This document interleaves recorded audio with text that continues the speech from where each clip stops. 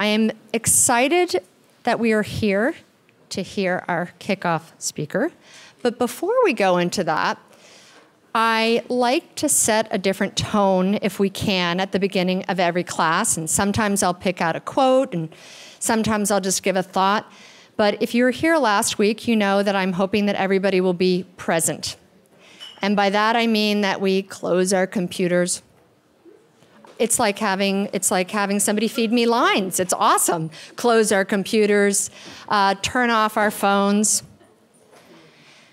And in order to get ready for our lecture series this semester, I actually paid a call on the Exploratorium. Have you all ever been to the Exploratorium or heard of it?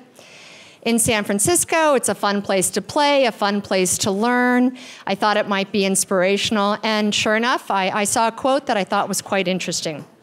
There is a biologist named E.O. Wilson, and he writes, "Storytelling is not just important for the human mind, it is the human mind." Storytelling is not just important for the human mind, it is the human mind. Think about that a little bit. And each semester, our A. Richard Newton series takes on a bit of a theme. It's kind of an organic theme that evolves over time. And certainly we try to get a diverse group of leading researchers and innovators in.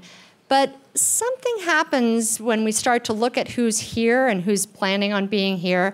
And a theme evolves. And this year the theme seems to be makers and doers, scientists. And it's with great pleasure that starting us on this path is a scientist and a maker and doer, Eric Paulos. I'd like to welcome you to the stage. He'll be introducing our kickoff speaker. So I told Eric that I would only say 3 things about him. He is the epitome of a maker and doer. That's not one of the things. But he's currently a professor at EECS. He also is the founder and launched the Center for New Media, where he's still very involved. He's an artist, and he's had works displayed at the San Francisco MoMA and all the way at the New York Whitney and many places in between, and even overseas, I think. He's also the director of the Citrus Innovation Lab and the chief learning officer at the Jacobs Institute. And this is just a little bit of a plug, but speaking of makers, you can get your Maker Pass and start to make stuff and create things yourself for the Citrus Innovation Lab. Just go online and do it. But even though Eric is all these things now, there was one point in his life that he was getting his PhD at Cal. And so starts his story with our kickoff speaker, Eric. All right, thank you, Vicki. Yeah, continuing with the narrative, the storytelling, so to speak. So, go Bears. I was a Cal student here long ago. I had more hair then, but that's for another time. So my real role here is to introduce you to a talk, or maybe better described as a performance that you'll see today from our speaker, Chris Bregler.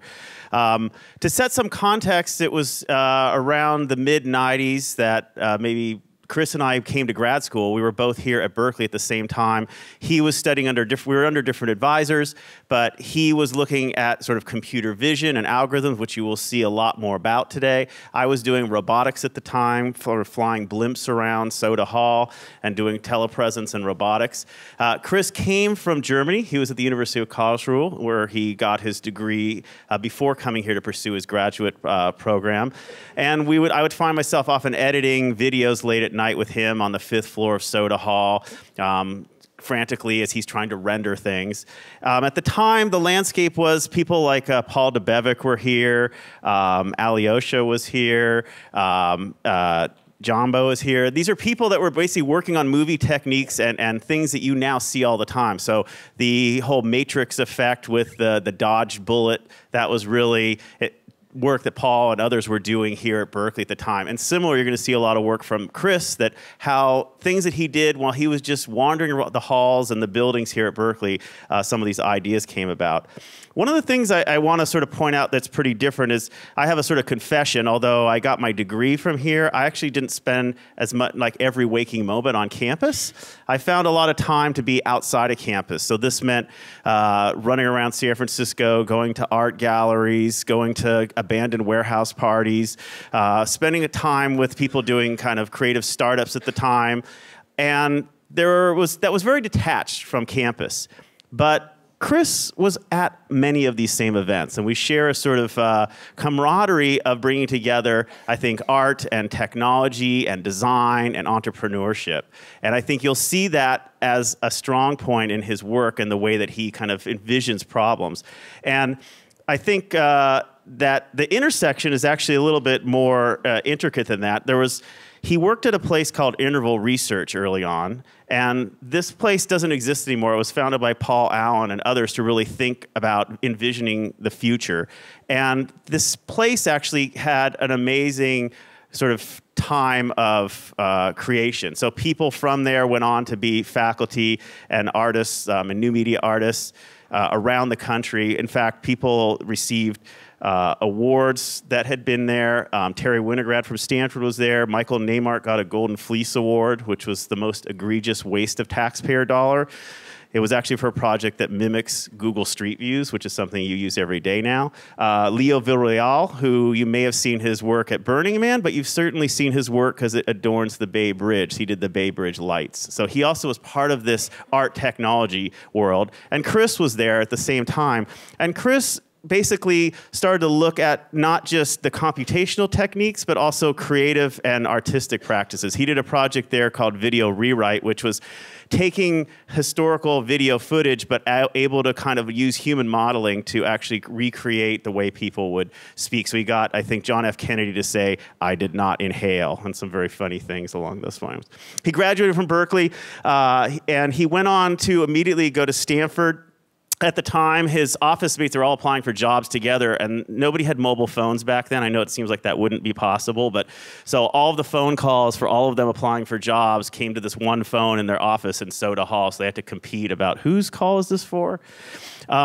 So he went on to Stanford. He was faculty there for a number of years, where he did a bunch of continuous work in motion capture. One of the first people that came in his office was Sergey Brin, who's sort of interviewing, like, maybe I should be doing grad work under Chris. And I think Chris said, well, what interests you? He said, well, web search. And he said, well, I think that's done now. I think you should move on. I don't think you should do web search anymore.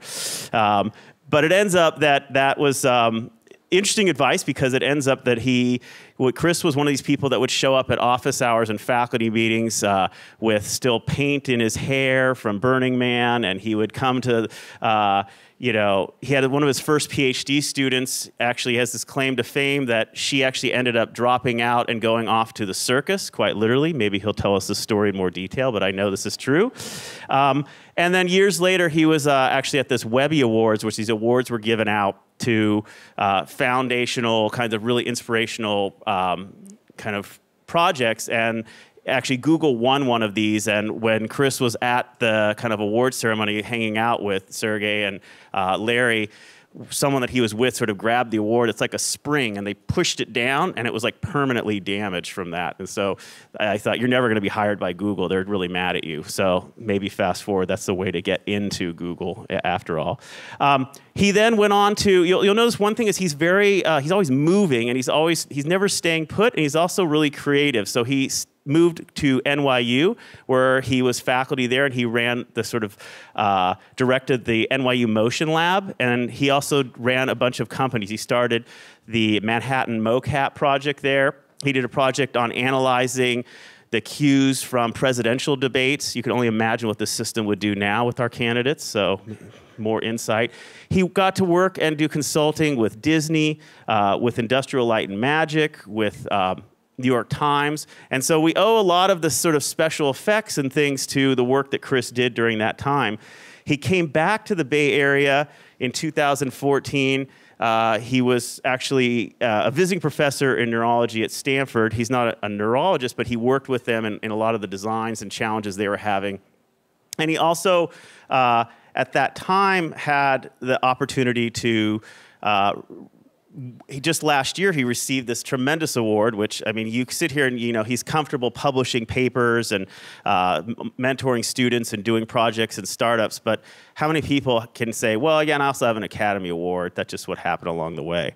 So he received a Technical Academy Award for his work that actually dates back to work he did here with his advisor, Jitendra Malik, and Claire Tomlin, who's faculty here, just Sankar Sastry, who's faculty and now our dean. And it really, to his credit, I mean, anyone enjoy any lightsaber battles from Star Wars? Was this good?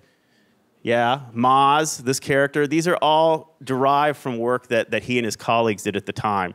And I think the point I kind of want to come to is, he's made this path through academia, through consulting, through independent sort of industries. He's also done projects where he's unleashed playful events, and he's had this project where he released balls in an auditorium. He's showed this and had people do interactive games in public spaces. He is a sort of man of many talents, and I think that's what people are drawn to, and I think I certainly have a lot to kind of learn from him in the way that he is just as comfortable having an academic debate, creating artwork, creating provocations, making people think, and I think he is that blend of sort of art, technology, design, entrepreneurship, and hopefully you will join me in welcoming the performance of Chris Bregler.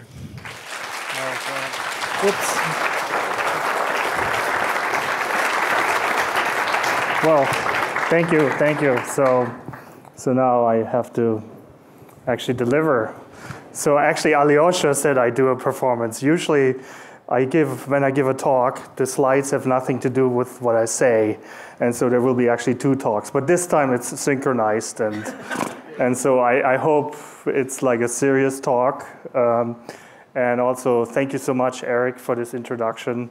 I was always looking up to him and want to be like him, like this cool art technology guy.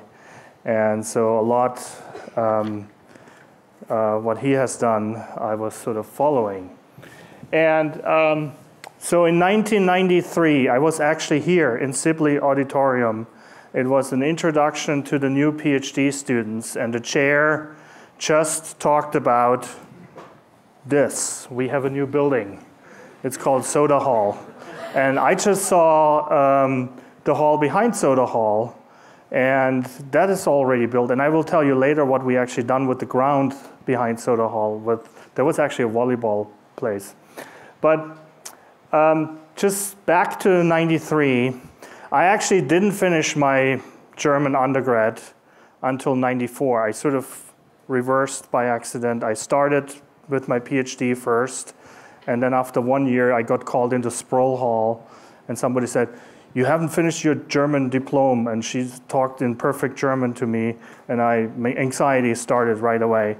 And I sort of published already in English a lot of things, and so I just quickly used a Unix translator from English to German, and FTP'd that over to Germany, and I got like an A for scientific content, and an F for my German.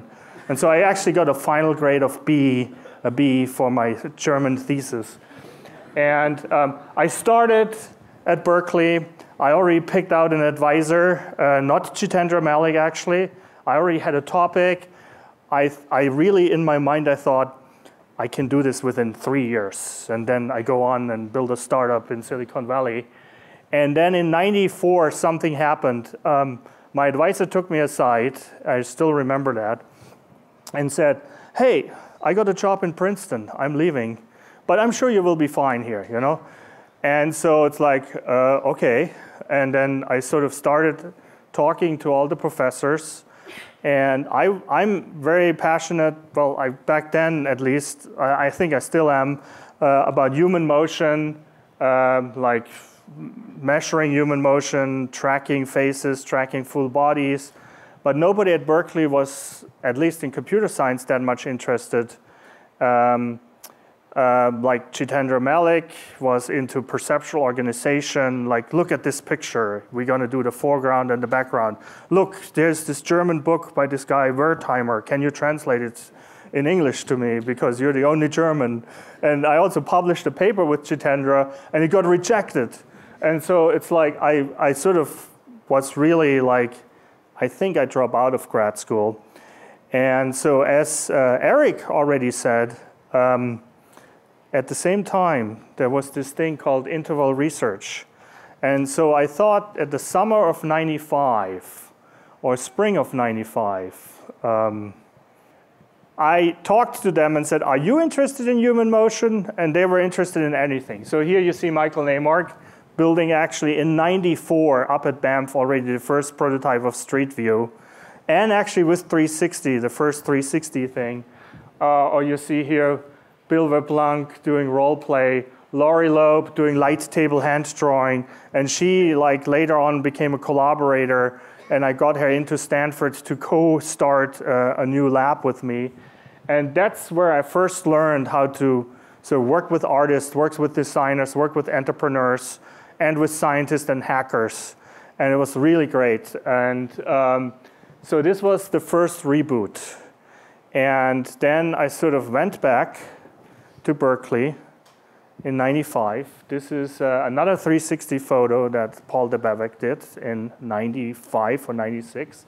This is actually Jitendra Malik's research group and David Forsythe's research group and a few people from MIT and a few other people from Caltech in here. And everybody was into perceptual organization, and I was into human motion. So I was sort of an outsider. And I still insisted and sort of, I don't want to say this, well, I can say this. Like Jitendra Malik told me, his advisor, Tom Binford, basically everybody who listened to him had trouble, and everybody who ignored him was a great success. And so I was listening to Jitendra Malik. And so that was my advice. Well, he knows that. He knows that I never really listened to him except once. And that was a paper that is now my most quoted paper, and I tell you a little bit more about it. But if you look at it, and I just draw this up this morning when I was sitting, when you come to undergrad or when you come to grad school, you want to learn, you know? And you think PhD produce, and I put X years here. I didn't finish in 3 years. It took me 5 years, and there are lots of people who took them much longer, and they became famous professors or famous company people later on. This is sort of like what you think your productivity will be, you know? No, not at all. It's more like that. And this could be also just the week cycle of an undergrad, and these are like all the homework assignments, and this is just the night before, and maybe the productivity goes down sometimes here, or maybe like you skip several of those, you know? This could happen. When you go to grad school, the freedom goes up. And with freedom comes pain, you know? And so like 1 week stretches out to X years, and the cycles get longer. And so you can replace homework with conference deadlines or internships. Or this was actually when I had a talk with Claire Tomlin. I don't know how many of you know Claire Tomlin. And she told me how to parameterize 3D rotation matrices. And then I was in this coffee shop and finally figured it out. And this was basically one afternoon of my PhD thesis, and that made all the difference of like getting a job later as a faculty at Stanford or not. And so if you're like, and actually this is wrong, it's maybe this. Actually, I missed also conference deadlines. I was like also living in San Francisco. There are lots of gaps in my resume. But you can actually hide them, like, you know. So if you actually look at my resume, you will not find the gaps. But this was sort of around 95 where I thought I'd drop out of the PhD program. And then I had this epiphany, you know. And then you graduate. And this is Jiambo Shi. This is Jitendra Malik. This is 98. And I got already my Stanford job. And so I said, OK, I submit my thesis. Also, not an advice for any. How many EECS undergrads are here? Can you? How many other undergrads with other backgrounds are here? Okay, great. And how many graduate students are here? Oh, there's some graduate students here. How many professors are here? Oh, okay, so cool. So Jitendra actually told me, don't spend any time on your thesis, just stable together a bunch of publications. And so that might be not the right advice to you as grad students. You should spend time on your thesis at the end. I didn't. And I was in such a hurry to go to New York, I actually pushed back I wanted to start at Stanford, but not like I negotiated to push it out for a year, and I went to New York to hang out at the Tisch School of Arts before Stanford. I actually started Stanford with a sabbatical, which is also really weird.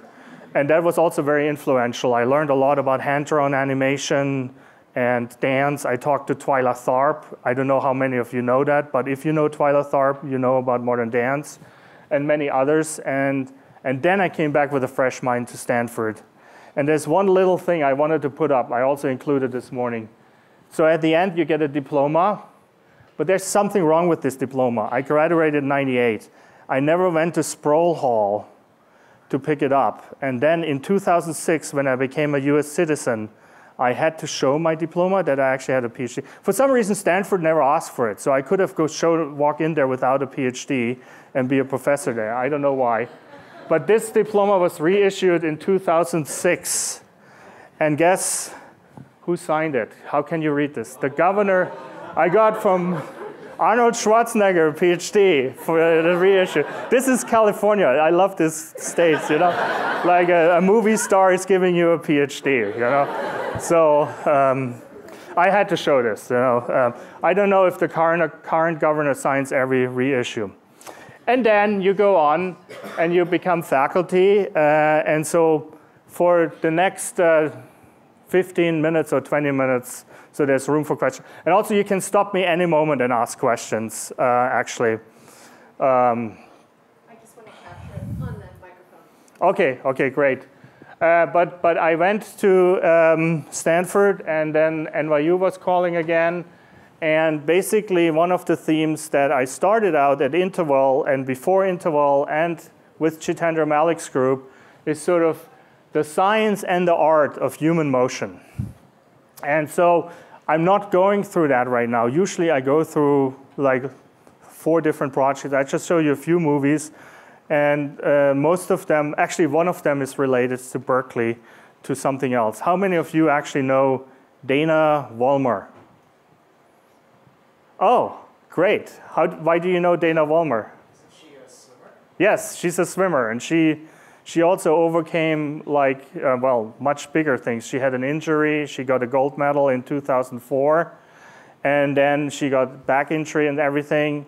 And then she went on in 2012 and overcame, with lots of training, all her injuries and got, now I'm recorded, so I need to get this right. This will be, she got 3 more gold medals, and just this last Olympics in Brazil, she went on and got 2 more medals. And we actually worked with her. And so I want to talk a little bit about her and about the swim team here at Berkeley and how we actually helped them. But back to the science of art of motion. So when you start out, you're ambitious, and because there is like 1/3 or half of you probably know what that thing here is, the Turing test. How many of you have heard about the Turing test? So the Turing test is actually very interesting, and I could go on lots of tangents there, what the Turing test really is, but I tell you sort of the official. It's actually not the official version. What most people think the Turing test is. So you want to build an AI. You want to build an artificial system that is intelligent. And you can test if that thing passes the Turing test if you have that like hidden somewhere, and then there's a teletype prompter. And nowadays you use chat. And you type and have a conversation with that machine. And then you have test B, where you have a conversation with a person. And you cannot tell the difference between, is this a machine or a person? If you cannot tell that difference, that machine passed the Turing test. It's actually Alan Turing, in his original paper, said something else. It's like a machine pretends to be a woman, or a man pretends to be a woman, or a woman pretends to be a man, or a machine pretends to be a woman. There was some gender in it and a few other things and so on that people usually oversee. But we still haven't passed the Turing test. And we're little kids, we want to pass the Turing test. All the companies want to pass the Turing test. Right now, it's like amazing to be like in Silicon Valley or in anywhere else in the world and work in a university or work in a machine learning company, and you want to pass the Turing test. And so a little bit history. The Turing test, like specific small feats were done in 1996. Deep Blue, which is like an IBM computer, I think tied. I think it didn't win against Kasparov originally, and he was really pissed at that. And he was saying the machine played really boring and so on. But the Turing test for chess is passed. Then in 2011, Watson, which also is now in the news again for like cutting together movie trailers and so on, but back then it won Jeopardy. And then this little company, I don't know if you've heard about Google, with DeepMind and AlphaGo won the Turing test in the game Go in 2016, earlier this year. But what you see here is always the machine is either a box or it's represented by another human. There's not really a robot sitting there or like you see on the screen a face like having emotions and so on. And so the graphics Turing test is in a way something that's always overlooked. And some people say it's much harder than the real Turing test. A lot of people say it's much easier. But that's sort of what sort of fascinates me and my colleagues in my field. And the graphics Turing test has also, and now I moved on. I'm like in New York City. Again, a few gaps in my resume there, but I was faculty there for 15 years. No, 1 second, from 2002 to 2014, 12 years. And the Courant Institute for Mathematical Science, we sort of know the equations of motions. If you've heard about Navier-Stokes, if you haven't, just pretend you know what it is. But it's actually some very simple equations, and this is from Ron Fetke, from my colleague at Stanford. You can simulate now all natural phenomena, like water, explosions, fire, cloth, anything. And Lucasfilm and many other, like Veda and other studios, are using this right now. And the chances are, if you see an explosion in a movie or like some water catastrophe in a movie, it's done by the Navier-Stokes equation and probably a little GPU card in some box where it used to be like 20 years ago, a big supercomputer. And so basically, we passed the graphics Turing test. We passed that for natural phenomenon. Now, we're also interested in equation for motion for this biological system. And we haven't cracked it yet. So there are people out there who can simulate skin. You probably have seen, I don't know, it's a pretty old movie now, Benjamin Button, if you remember that. And that was like simulating the skin, and it was actually very natural. Or if you see sort of Yoda having sort of hair or like his claws, or many other things. And then there's to a certain extent, you can also simulate muscles. Sort of like I do certain things and certain stunts are simulated. But if it comes to the central nervous system, simulating that is equivalent to passing the Turing test. It's like doing the AI system. You have to simulate a human. And we haven't found the right equation yet. If there's somebody who says they found it, don't trust them. Or maybe it's a genius and they passed it, but I think we're pretty far away. And so, but you see all these characters and you see the stunts in the movies. And how do we do it? Well, big surprise, we cheat. We capture it. We actually copy it. Sort of good artists copy, great artists steal. We steal the motions from performers instead of coming it up from first principles. So that's the industry standard right now. It's called performance capture. And there's an entire industry of people like, who are like perfect motion capture performers out there, who are in Planet of the Apes and many others, and they will be used all over in many movies. So here, this is like a standard suit. I don't know, how many of you have seen a motion capture system before? Is there one on campus? How many of you know about, there's a biomechanics, oh yes, there is Bob Full. Is Bob Full still here? He has the fastest running cockroacher in the world because he puts little motion capture markers on the legs of not a cricket, but a cockroacher, yeah, the fastest running cockroacher. And then he does something that thing runs like crazy, and then he has a motion capture system, and he figures out the biomechanics of it. And so this is what we usually do, and I just want to show you, we do this in the lab. This is actually a military grant where we can actually detect if somebody wears a backpack, which is heavy versus light, and you can, so-called for motion signature, which is sort of your fingerprint, you can figure out if you have artificial weight on. Sometimes people also strap it under like some garment and they say, well, I'm really just like a 50-pound heavier person. But if you just put that on in the morning and then walk along, your body's not adjusted to it, and we can actually measure it. And so if you actually naturally grow weight, and you do this over several months or several years or whatever, then you have a different body signature. And so we figured out the formula for that. So there's still a lot of science going on with motion capture. There's also movement disorders like Parkinson's disease and dystonia and like arthritis and so on, where we study that with biomechanics people. But we also help Olympics. And I showed here just at the beginning, in interest of time, we went down to Duke. And then I show you a little bit more of what we've done here at Berkeley.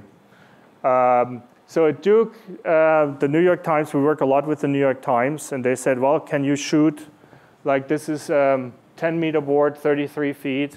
And the Olympic team was training there, Nick McRoy and Abby Johnson. And so we never used the motion capture system over water and underwater and above water. And so we had to do a dry run in New York City. So this is our dry run. And this is a little bit loud music, so I will. Action! OK, it works. It works again. This is how fast we can build a motion capture system. And then we load it up. We're going to drive down. And this was actually a rehearsal for something in Berkeley. We did a first and East Coast test on the system. This is a drone to do the calibration. This is our own team testing it. This would not go in the Olympics well, this dive. This is my last PhD student who just jumped in there. My first PhD student actually joined the circus, as Eric told you guys. And then this is like jumping. And now we can analyze it. And this is the real jump. And look at his face. There's actually a website where you look at all the somersault movies because this is super dangerous. If you let this water here, if you let it like be completely clear, and you do this somersaults when you rotate around, you don't actually know when you hit the water, and you could hit it in the wrong way. So the coach was always doing some little waves down there, and there was also like a red light on top.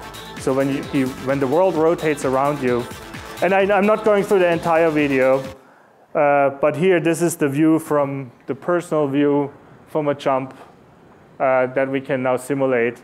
We could have used a GoPro camera, but the coach didn't let us because you cannot strap anything on, and then upon impact, that camera will go in and destroy your eyes and many things. But this is how it feels in virtual reality when you jump off. And we could simulate that for all the Olympic divers. And we did it for musicians. This is like, we also went up to this little venue called Lincoln Center in New York. I don't know if you've heard about it. They're the New York Philharmonics. And you can go through all that. And I'm not talking about this right now. I want to talk a bit more about Dana Vollmer. So Dana Vollmer, she started training, and this was for the past Olympics, where she got 3 gold medals. We basically had to do a lot of things there. Let me go here. We shipped the thing out. So New York Times told us just 1 week ahead of time, right now Dana Vollmer has time. Pack up everything, go over there. So we didn't have time to do the underwater cameras or any of like the testing. And so we made a deal with people in Soda Hall that we can like pack up all our stuff and be in Soda Hall for a few days to test our system as a dry run, and then go down to Speaker Pool, which is this one here, and 5 a.m. in the morning roll in and put an underwater capture system in there. And so we also had to like rehearse to put markers on Dana. And so we did tests in New York City with different markers. And we also, like in last minute, we figured out we only have like 20 minutes time with Dana to put all the markers, to paint it on it. And we only had 1 makeup artist. And so in last minute, I had to sort of struggle. This is sort of the great things, like I'm a computer scientist. I can write formulas. I can do machine learning. I can write code. But I also love to do like this near-death experiences where like, all right, we didn't think about this. We need like 7 makeup artists. We need sort of a pit crew, like, you know, when a race car comes in and then everybody works on a wheel. So we had to, like, in Berkeley, within like a few hours, recruit 7 makeup artists who can put the stencils on and put that thing on Dana Vollmer. And then we figured it out. And there were a few other things, like we couldn't mount a camera. When we put the cameras down there, these are sort of these are several $1,000 cameras. We actually we had the housing, we couldn't ship the housing, so we went to Oakland, to Home Depot in Oakland, and bought the pipes that you usually use for your sewage system, and glued that together in Soda Hall. I think there's still some glue somewhere on some carpet that they couldn't get out. And then also like getting those things stick on the floor, we had to in last minute improvise and put sandbags down there. And so guess what sand we used? Or this one, I'm not talking about that. That's too, okay, because we might get into trouble with some people here. Operating a crane on top of Dana, what would happen if that falls down? But this was then the final shot.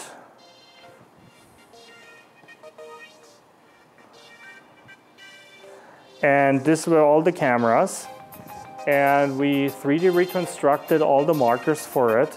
So this is basically when you have 2 views, like if you see something with 2 eyes, and this is like, for some people obvious, for some people not, the slightly different thing you see, you can triangulate that.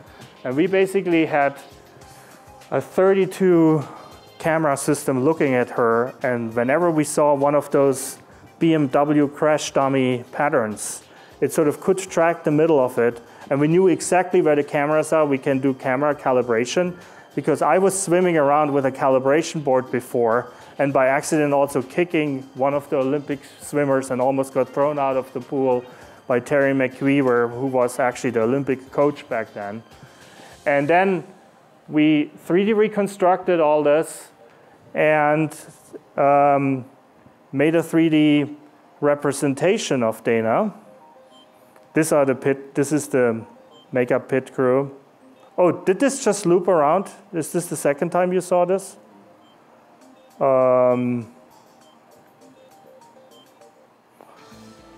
And then we 3D reconstructed it. And so we showed it because one thing she did is a perfect dolphin kick.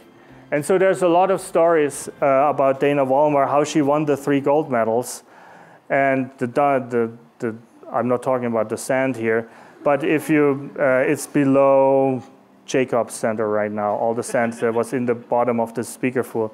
But if you go to this website, you can see like the New York Times feature articles, one with the water, how she actually overcame her injuries and like knows how to do the dolphin kick and many other things. And sort of the butterfly stroke, which is really hard to do. And then she came back from London with her medals. And we all were like, here, this is the entire crew, and we could have wear the medal, and we could have maybe run away with the medal, but we didn't. There was too much security. And so basically, that was sort of, we do a lot of motion capture shoots. And here, we also do shoots without motion capture. And so I want to now finish up sort of the new techniques, because people don't want to paint on their bodies, or the conductor didn't want to have the markers because he was marker conscious and you cannot freely move. Or here, for example, Mariano Rivera from the New York Yankees, we could analyze him without any markers on in the real field working on his pitches.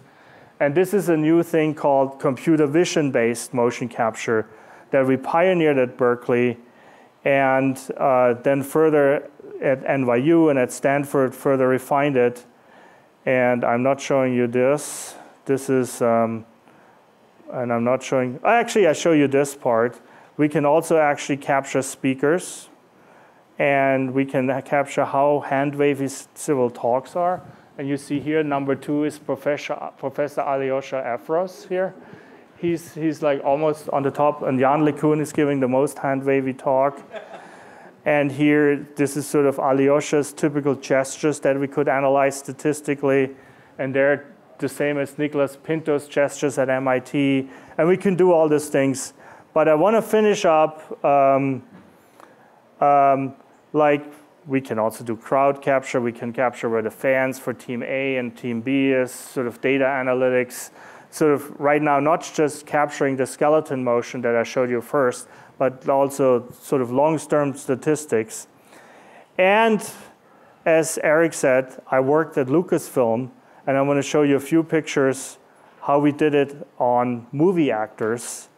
And this was done with colleagues like especially Ronald Malay, who did like most of the work on the geometry tracker and on multi-track, where we built like a system, and I can't move forward right now. Oh, here, sorry. Here we can track like an entire terrain of grass. For the movie buffs, do you notice what movie is this? Who knows? I didn't know that when I worked on this. Transformers. This is the final shot. Here we 3D reconstructed every grass helm, and then the robots are airtight on the ground. And so Chris, can you just go back to that and say what's real? Oh, so here everything is real. In this one here, everything is real. And then what happens is you build a 3D reconstruction again, and this time just with one camera. So with Dana Vollmer, we had like 32 cameras and triangulating it. But here, if we can track every grass blade on the ground, there are like some mathematical techniques how we can have actually a 3D reconstruction of the terrain. And then this is, all the robots are not real, and the trees are not real. But the person is real, and the car is real. And I want to just finish up, and this is also from Transformers. We can do it now fully automatic and replace this. We can do skeleton tracking. This is an internal test. And one thing that Ronald and I are very proud of is we can fully track now with one camera without markers, like a full body. How many people have seen this movie? From which movie is that? Oh, wow, you're really good. You're really good. And this is the final shot. And so this is all real, if you want to know. No, I'm just kidding. But this is sort of, this is, I think, passing the Turing test right now for humans. And just the final slide. All these techniques have been used in like over 20 movies over the last 7 years, including this little movie, Star Wars. And so I want to conclude right now for questions. So this was sort of a little tour, starting in Berkeley, going to New York, back to the West Coast, what I've been doing with human motion analysis. All right, that's the movie part of it.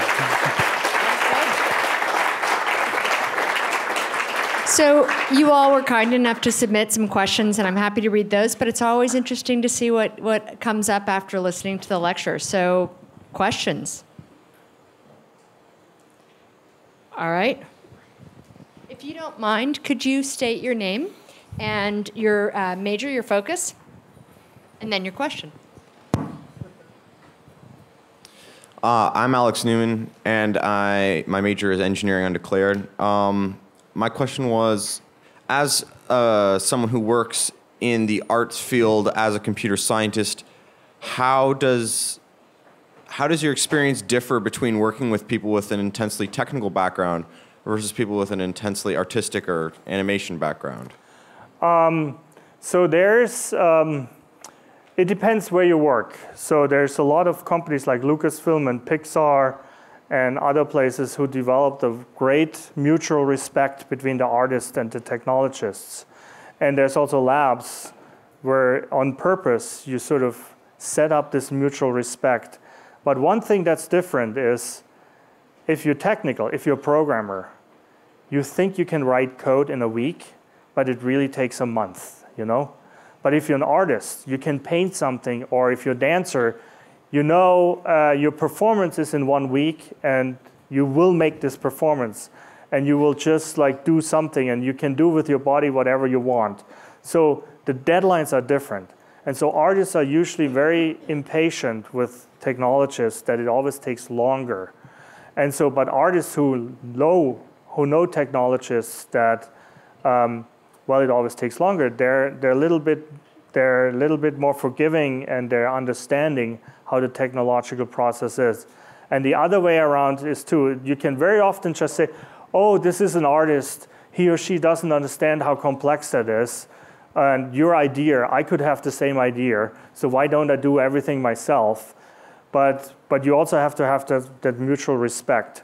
So it's really based on the company culture or the university culture to sort of understand the other process. And the best thing is if you actually learn also, like at Pixar, people actually do sculpting and drawing, and artists are also, they can take like programming lessons and so on. So it's good to have sort of both in your head to understand each other.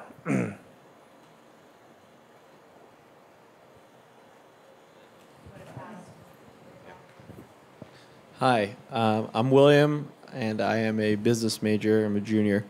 Thanks for coming. I was wondering why you're passionate about motion and where you think these applications that you're talking about are going to go. Well, I'm interested in living things. If you don't move, you're not alive. And I'm actually I was a year ago actually also visiting a neurology department at Stanford. And ultimately, my secret desire is to figure out sort of that formula for motion, and that comes from your brain, you know?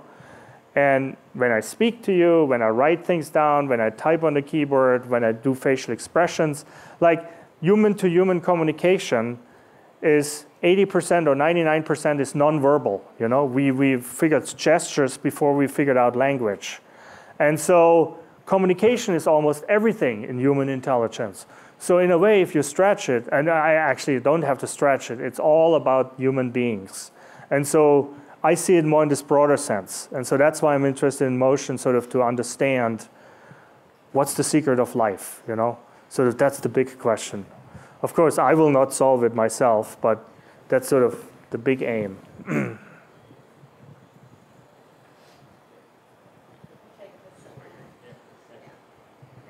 Are you trying to understand conscious experience? I think it's not on, maybe? Hello, hello, hi. So are you trying to understand the conscious mind or consciousness, conscious experience? I have lots of friends who like to understand that. I'm staying away from it, but I have actually. When we do body language and gestures, a lot of things that we do in human to human is unconscious. So in that form, but I know where you're going to, like, what is consciousness, you know? And that's sort of, I haven't thought too much about that. I'm more on this other unconscious versus conscious, where I try to understand the unconscious part in communication. Hi, my name's Santai. I'm studying mechanical engineering. I just wanted to know why you decided to move from working on your own firm to like working at Google. Can you say that? Could you repeat that, Chris? Why did I decide to work at a university and at Lucasfilm and then go to Google? Yeah. Well, there's like I almost joined Google 10 years ago already. And 10 years ago it was exciting because YouTube just, Google just bought YouTube.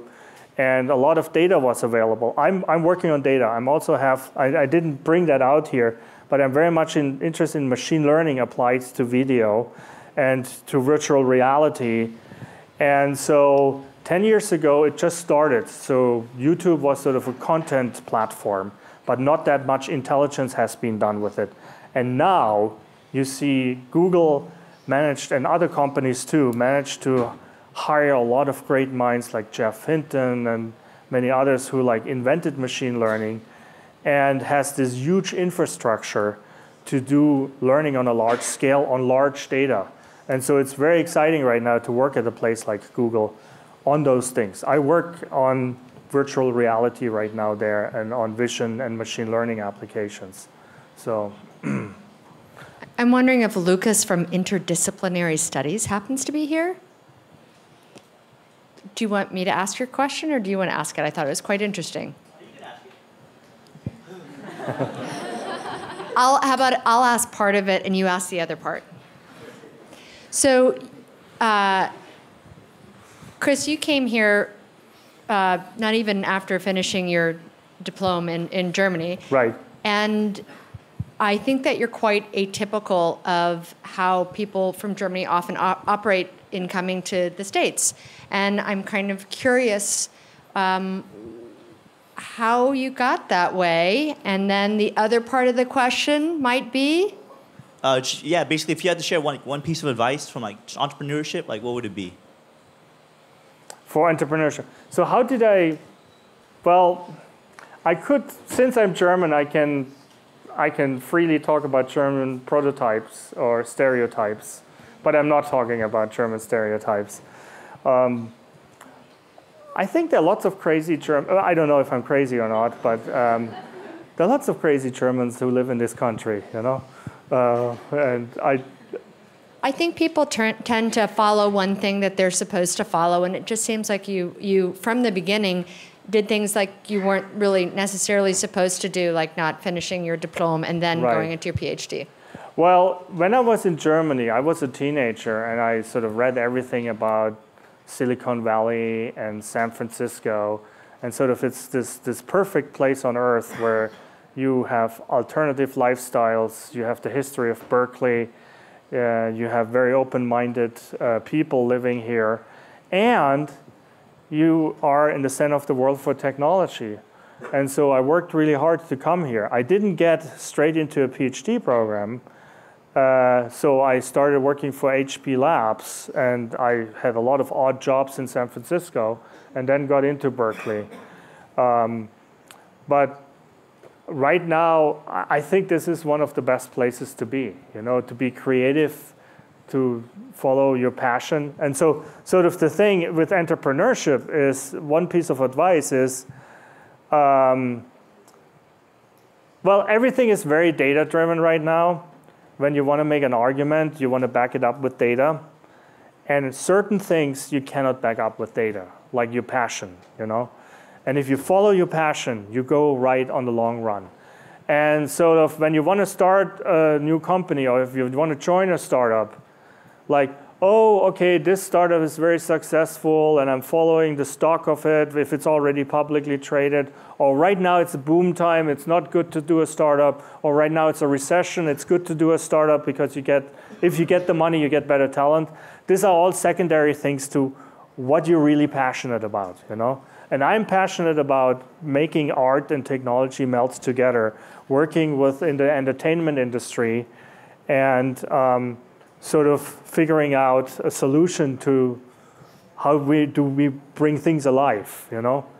And so it might be not the right time right now. It might be not the right VCs and whatever, but if you just follow sort of the data and sort of are herding with like where everybody runs to, you might end up in a place you don't like, you know?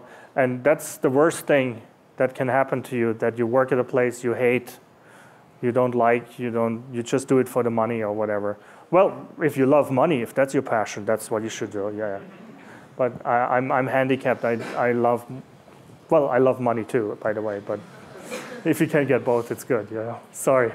Wait, go up here first. So I think we have time for about 3 more questions. I'm happy to read from here, but I'd even appreciate it if whoever submitted questions wants to ask. Hi, my name is Niles Chang, and I am intending to major in business as well. My question is that we know that you have backgrounds in entertainment, being a professor, as well as starting your own company. I'm curious to ask what kind of things you're looking to get into next, what projects you want to get into, what do you want to discover, what do you want to accomplish over the next 5 years or so? So I'm very much interested in virtual reality and remote collaboration, so that we can actually feel like a remote presence. I think right now the technology is there. So in the movie, it's all on a silver screen, you know? And so if it's a storytelling medium and you see it like on the screen, it's like, oh, okay, I sort of passed the graphics Turing test. But the next thing would be to pass the Turing test of like, oh, I'm really here with this other person. Or, oh, I'm really reliving my birthday party or my son's birthday party or something like that. So if that's sort of like a really cool thing, a really hard thing to tackle. And if we can tackle that, it has big impact. Want to pass the mic back? And then we need some questions in the back. Hi, I'm Henry. I'm a mechanical engineering major, but I'm still kind of exploring, and that's kind of the root of my question, is that did you know, like going into your undergrad, what you were passionate about and like what you wanted to pursue, or like what was, if not, what was like the course of you discovering your passion, and what advice do you have? I was from the beginning, I was interested in computer animation, sort of like, because you only, and this is like what people tell you in the industry, your only limitation is your own imagination. You can create worlds, you can create characters, and then bring them alive. And I've done it even in high school projects like that, very nerdy, you know, you have your imaginary friends and all that stuff. But then when I got into undergrad and into like, when I was an advanced undergrad, the research was more in computer vision. And when I started here, it was more computer vision. And it took me until the end of my graduate program to realize I really want to do graphics. And so I made a detour, and I learned a lot with computer vision, which is the inverse problem. It's sort of like analyzing the world. And right now, I'm working on that too. So I know both worlds, but I'm really passionate about synthesizing things, creating things. So it was not a straight shoot. I tried lots of things. There are lots of dead ends. You can call them waste of time. I don't call them waste of time because even if it's not whatever you learn right now might be not applicable, you cannot apply it right like the next week to it. But in 5 years, like you remember, oh, I know, I learned this printing class, or I learned this stuff, and now I can apply to it. So you have to go through lots of detours to sort of have a broad scope. But somehow I sort of returned back to this passion, yeah. Thank you. Let's do 2 more questions. Hey, so my name is Vivek. I'm an electrical engineering computer science major. So I was wondering if you could talk a little bit more about the limitations of just using cameras and triangulation versus using LiDAR, which is coming up and is going to be cheaper, and if you've started to use LiDAR in any of your work, or if you can see it like permeating human motion in any way in the future. Actually, some of the work that I didn't show that we did at Lucasfilm, for example, at Star Trek, at the jungle scene, and many other things, when you have sort of a scene, an architectural scene, we use LiDAR. Like not we, my colleagues use LiDAR, and it's sort of pointwise 3D reconstruction. I like to also see when LiDAR becomes faster and cheaper, as you say, and it can be also used on people nowadays. A few years ago, it also was used on people, but it was too low resolution to do things. But it's getting there now. But for some reason, camera-based reconstruction is still better than LiDAR. I don't want to say better, because there are certain applications where LiDAR is better, more robust. So I'm not ruling it out, but I myself, I'm not in the field of using LiDAR right now. One more question. One by hand. Last question. Hi, my name is Harry. I'm an EX and material science major. So I wanted to ask you, around 15 or 20 years ago, when you started this kind of research on motion capturing, did you see that it will become such a big thing in the future, having so many applications, whether you're helping athletes or working in the movie industry? Did you see this when you were developing it? I don't want to say I've seen it, but I actually, 20 years ago, it was not possible to do these things, but you still can sort of dream about that you can do this. We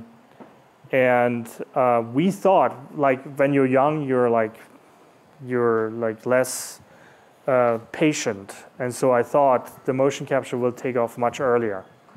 And there was actually, in the late 90s, early 2000s, people didn't like motion capture. It sucked out the life of people, and animators said we can do it much more expressive.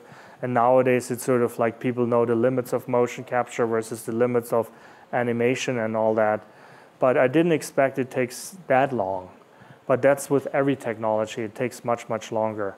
So it looked like already in the early 90s, there was used motion capture, like in Terminator 2, in that famous scene, but it was too robotic, and then people shut it down. And in biomechanics, people used it. I thought always it's going to be big, but I didn't predict that it has all this backlashes and highs and lows. That's with every technology the case. Thank you. Thank you so much for sharing those highs and lows, and as they say at the end of a good performance or a great performance, bravo. Oh, thank you.